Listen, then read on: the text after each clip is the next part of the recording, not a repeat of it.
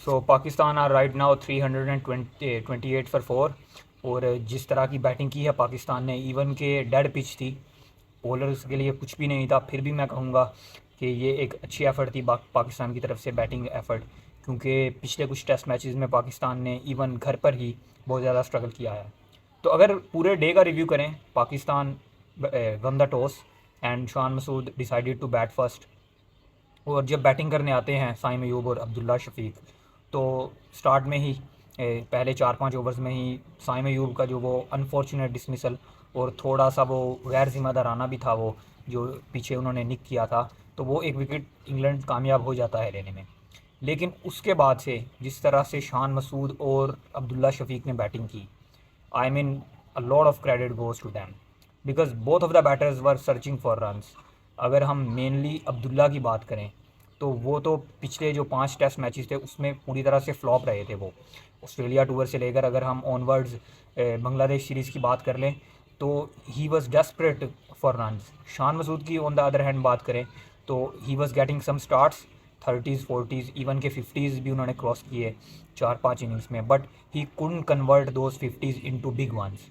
But आज उन्होंने अपने जो उनका स्टार्ट मिला था, और वो भी इंटरेस्टिंगली आउट दिए गए थे LBW, लेग बिफोर वो आउट दे दिए गए थे अपने इनिंग्स के शुरुआत में ही।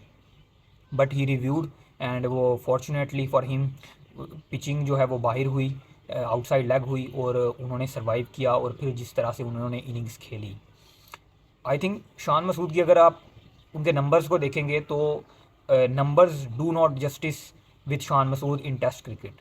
एवरेज सिर्फ उनकी 28 की थी आज से पहले।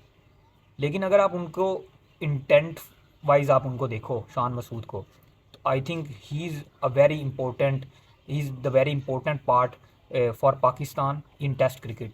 क्योंकि ही इज़ द वन जो कि जो स्कोरिंग रन रेट है उसको वो ऊपर से लेकर जाते हैं। वो ऑलमोस्ट रना बॉल खेलते हैं, 43 बॉल्स में उन्होंने स्कोर की, 100 भी 102 बॉल में स्कोर किया उन्होंने।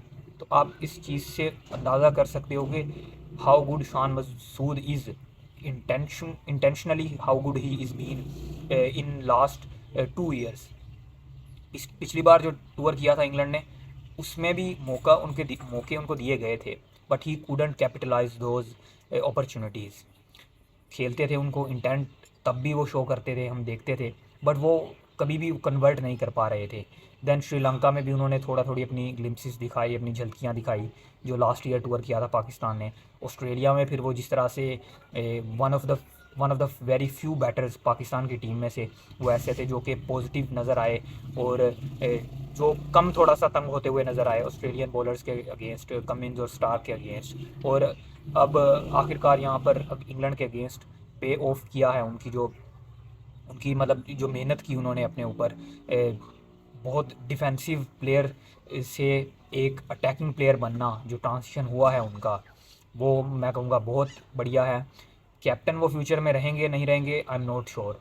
और लेकिन उनका as a player Pakistan team में होना, और पाकिस्तान को आई थिंक परसिस्ट करना चाहिए उनके साथ, क्योंकि he is going to be a very very integral part for Pakistan cricket in test cricket in terms of intent. Then हम बात करें अब्दुल्ला की, तो अब्दुल्ला भी जैसा कि मैंने कहा कि he was searching for run for a long long time. पिछली जो 10 इनिंग्स थी उनकी, उसमें उनकी सिर्फ एक 50 थी। तो आप अंदाज़ा कर सकते हो कि how desperate he was for runs. 3 बार वो डक पर आउट हो चुके थे। तो आज उनको मौका मिला था, उन्होंने पूरी तरह से मौके का फ़ायदा उठाया और इनिंग्स बिल्ड की और 100 स्कोर किया। Well played Abdullah. लेकिन उसके बाद इंग्लैंड ने जो है वो कम बैक किया। देखिए पिच की अगर बात की कर ली जाए, तो पिच में कुछ नहीं था वहाँ पर बॉलर्स के लिए। सीमर्स के लिए हमने देखा, ना तो बाउंस था, ना ही सीम मूवमेंट था। मतलब आप वहाँ पर क्या कर सकता है कोई बॉलर। जो सीमर्स ने आउट किया, एकिंसन ने 2 आउट किए, साइम अयूब और अब्दुल्ला को, वो एक प्लान बनाकर उन्होंने आउट किया। साइम अयूब को पहले डाउन द लेग बॉल की पीछे उन्होंने एज लगवाया। दैन अब्दुल्ला शफीक को वो ट्रैप उन्होंने बिछाया था उनके लिए ऑफ साइड पर फील्डिंग देकर, और परसिस्ट किया बॉलिंग करना आउटसाइड ऑफ। लेकिन वहाँ पर वो लूजनर शॉट खेला उन्होंने शॉर्ट कवर पर, वो आउट हुए इस तरह से। दैन फिर अगर हम बात करें, तो शान मसूद भी जिस तरह से आउट हुए, तो उसमें मतलब अब ऐसा नहीं कह सकते कि डिसीव हुए वो थक भी आई थिंक ज़्यादा चुके थे। वो फिटनेस लेवल भी उनका वो नहीं रह गया था, क्योंकि बहुत गर्मी भी थी मुल्तान में। एंड वो मतलब 150 रन्स की जब आप इनिंग्स खेल जाते हैं तो ऑटोमेटिकली प्लेयर जो है वो उसका स्टेमिना थोड़ा सा नीचे की तरफ आ जाता है, तो वो भी थक गए थे। और उन्होंने भी थोड़ा सा वो सॉफ्ट डिसमिसल थी जैक लीच के हाथ में। बाबर आजम के पास फिर से मौका था, लेकिन वो भी जो है वो जो 30 उन्होंने किए थे उसको कन्वर्ट नहीं कर पाए एक बड़े टोटल में, 50 में या फिर 100 में। तो इस तरह से अगर हम एज ए टीम देखें score 328 for 4 is not a bad total. Saud Shakeel is looking good. तो आगे अभी दो बैटर्स हैं pure batters, Mohammad Rizwan and batting allrounder Salman Ali Agha, फिर वो आमिर जमाल भी आपको डेप्थ देते हैं बैटिंग में। तो बैटिंग अभी भी पाकिस्तान के पास है, लेकिन जो चीज़ थोड़ी सी आप कह सकते हो कि पाकिस्तान के फेवर में नहीं रही, वो लास्ट सेशन था। विकेट्स तो गंवाए पाकिस्तान ने, वो तो एक तरफ एक अलहदा चीज़ है, लेकिन रन रेट जो है वो बहुत नीचे की तरफ आया। रन रेट जो पाकिस्तान 4.5 के ऊपर से खेल रहा था, वो अचानक से तीसरे सेशन में वो 3 पर आ गया रन रेट।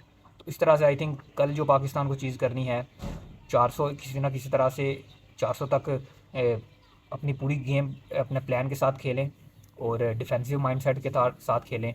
लेकिन उसके बाद 400 के बाद I think aggressive cricket Pakistan को खेलनी चाहिए, और जल्दी से जल्दी मैक्सिमम रन्स करके as maximum as possible, as many as possible करके इंग्लैंड को बैटिंग दे, और फिर वो अपनी बॉलिंग में जान मार कर जो है जल्दी आउट करे और इस टेस्ट मैच को जीतने की कोशिश करे पाकिस्तान। वरना जिस तरह की ये पिच नज़र आ रही है, ना तो स्पिनर्स के लिए हमने पहले दिन कोई मदद देखी है, टर्न भी नहीं है, बाउंस भी नहीं है किसी किस्म का, ना सीमर्स के लिए कोई पिच में कोई चीज़ है। तो बॉलर्स को अपने प्लान्स बनाना पड़ेंगे। कैप्टनसी यहाँ पर बहुत ज़्यादा टेस्ट होने वाली है, शान मसूद की भी जिस तरह ओली पोप की कैप्टनसी आई टेस्ट हुई है, और बॉलर्स का जो स्टेमिना है और किस तरह से प्लान्स बनाते हैं वो भी आज बहुत ज़्यादा टेस्ट होगा। तो कल देखते हैं कि किस तरह से पाकिस्तान अप्रोच करता है बैटिंग में, और फिर जब बॉलिंग आएगी तो बॉलिंग में भी किस तरह से प्लान